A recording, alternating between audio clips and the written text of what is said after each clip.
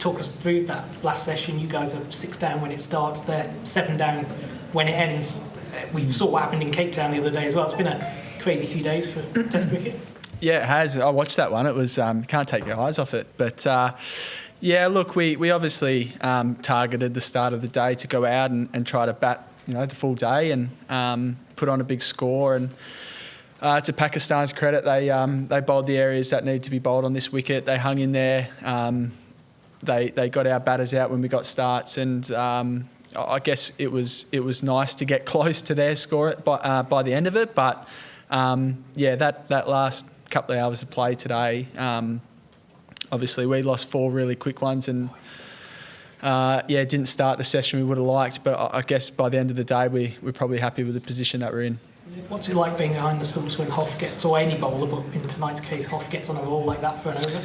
Yeah, it's obviously really exciting. You hear a crowd get behind it, and that's what Test cricket is so exciting. It's, you have 6 hours of play, and then the last 5 minutes you get the crowd going like that. It's I guess growing up as a youngster, you play a bit of backyard cricket, you come in, you watch the last little bit, and it's just so exciting to see an over like that, but I guess a session like that as well. Alex, I don't know if you noticed when Josh got his first wicket, he seemed a lot more animated than we usually see from Josh. Usually just kind of that's it.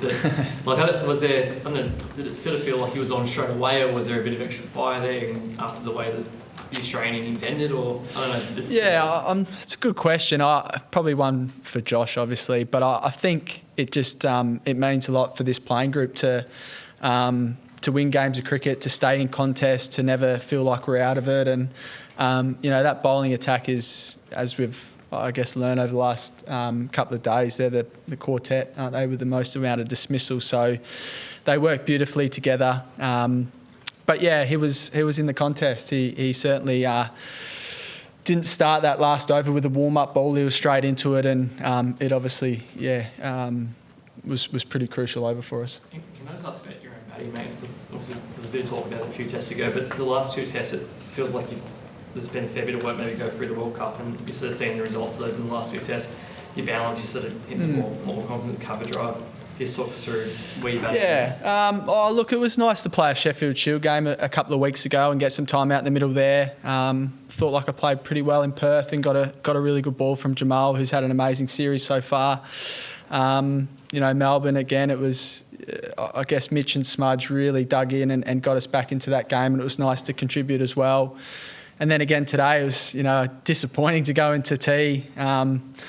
However, I guess it's important to put on partnerships, and when a Mitch Marsh is going the way he is, it's pretty crucial that myself, the lower order, can try to stay with him. He can be really destructive. But yeah, it's felt nice to spend some time out in the middle. Would love to have obviously gone bigger with the 30s and that 50, but I feel like this series has been in a little bit fast forward mode at times, and that 30 odd today hopefully can keep us in the game. And obviously with the ball, it was a great session. Kez, it's the second time in the match that we've seen Starkey take a wicket in the first over. Similar to what Nash was saying about what it's like standing behind the stumps when a bowler gets in a roll, but what's that feeling like going into a first over knowing that Starkey has the ability to do something like that? Yeah, I guess again it's probably the crowd can feel that. They clapped that whole over the way when he was charging in. He's done it for a number of years. A fast. We've seen Shaheen Afridi as well. You get a fast left armour steaming in with a new ball. It's pretty hard to keep out an in-swinger like that. And there's probably the longer the game goes, when that ball gets a bit older, there's not a lot there for the quicks. Obviously, variable bounce will come into it, so it was crucial to start well, and the boys did that. And then I think Gaz bowled.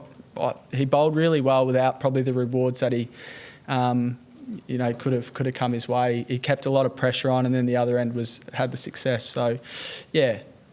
Does Starkey need any revving up for a first over, or does he just do it? No, he certainly doesn't. He was in the contest today. He was grumpy. I think we left him stranded out there. He probably felt like he was going to get some runs, but he's like Hoff was, and the skipper has been. Yeah, it means a lot to play for Australia. We see that. There's no I guess bowling innings when they come in and let a few come out and then get in the contest. They're straight into it. It's great. Kez, obviously the job's not done yet in terms of hopefully bowling Pakistan out, but in an ideal world would it be David Warner maybe hitting those winning runs tomorrow? I think it's a great point you make. The job's not done. We've got to come back tomorrow. We saw Rizwan and Jamal put on 80 odd each in that first innings, so we have to come out tomorrow and be on our game. And then if we do get a chance to bat tomorrow, it's not going to be an easy chase. We've seen the wicket play some tricks. And an ideal world, it would definitely be Davey hitting the winning run. So fingers crossed we can see that. What was the reaction like when everyone found out this morning that he had his caps back? Yeah, a bit of relief, I think. It's Davey's played 112 games. I know for me, bag of green means a lot, so it was great to have that back in his hands. Didn't run out with it today. He doesn't do that in the second innings, but probably should have put it on for the crowd, I thought. Kez, you mentioned the pitch there. Just talk us through sort of what's been going on, how it's changed, because there was a lot of wickets went tumbling in that last session. Yeah, I'm not sure it's changed a lot for the quicks. I think we've seen up and down bounce throughout the game. Spin footmarks are growing, and Nathan's getting a bit more bite, I think, than the first innings. So it's going to be a tough contest. I think it's proven that if you get in, there's opportunities to score runs, but also it's a tough one to start on. So there's enough there for both bat and ball, and behind the stumps, it's been quite tricky to get the right depth. I was just going to ask about the pitch. Did it change markedly from the middle of the day when scoring seemed difficult to then suddenly just wicket ability? No, I think our two boys in Smudge and Marn found it quite difficult to score. They bowled well. You set the right fields, an older ball. Mitch and I got to have a look at the new ball there for a bit, so it come onto the bat a little bit better. And then as well with that new ball with Gaz and their two spinners, some bite, some skid when it's the newer one. So I think probably the ball maybe played a little bit of a part in that. Sorry, Luke. So I just want to kind of ask about kind of coming into bat. This was a good example of Smith and Marnus and Uzi have all made a lot of runs this year or last year, but they've come quite slowly or slower than the rest of their career. For you as a lower order player, do you kind of see that as a good thing that they're taking the shine off the ball, or does it make things harder and you've got to kind of catch up? I'm getting the second ball every time. They've all scored plenty of runs for Australia their own way. I think we'll keep going. Cole, sort it out. I think, Uzi, we can't comment. The way they play is the way they play. They find ways to hang in tough situations. Uzi's patience is one that I admire. It was difficult to score, and there's no, pressure on those guys, because as soon as Trav and Mitch get out there, we know the game can accelerate. So,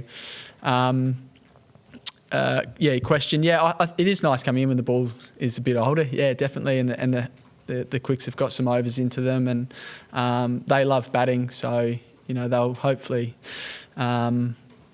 Hopefully don't need them too much in the second innings. But they absolutely love it. So no qualms for me. Hopefully they spend more time out there.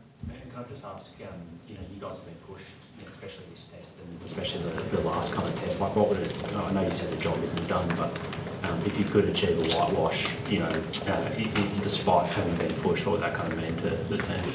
Yeah, Pakistan have been really resilient. They haven't let up. They've obviously stayed in it today as well and bowled us out with the lead. So that wasn't the way we would have liked it. I think the patience they've shown with the ball.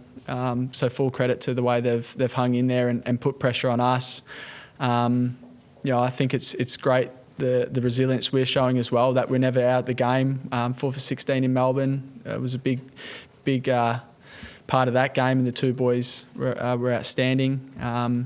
and then the way we started today with the ball.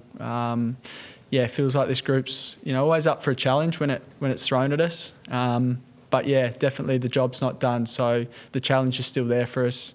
And the longer they bat, obviously, the scoreboard will keep ticking over. So it's really important we start that first session tomorrow really well with both ball and hopefully with the bat.